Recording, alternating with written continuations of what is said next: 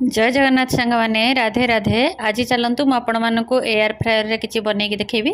तो प्रथम आम से बादाम भाजवा। देखो मुझे बादाम भाजिक आपको देखेबी जमती आम ओभान जमती भाजती ए सेम प्रोसेस रु ओभान आम बिना तेल भाजी था कि गोटे चामच तेल देवाक पड़ो। तो गोटे चामच तेल देकी बादाम को भल भाव में गोले नेबी।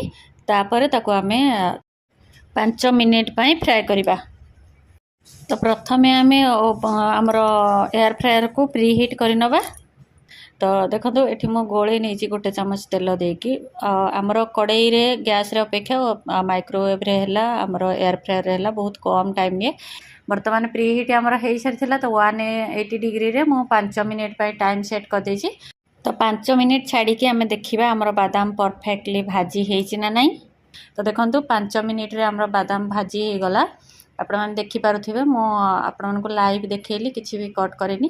एयर फ्रायर आम 5 मिनिट रे बादाम भाजी हो जाए किंतु चोपा सहित नुह मंजी छड़ी चोपा नथिबा मंजी वाला बादाम आम भाजी पारिबा। तो देखो जे टिके फाटी तो एम जापर जे आम बादाम परफेक्ट हो जाए। वीडियो भल लगी लाइक शेयर सब्सक्राइब निहाती करने।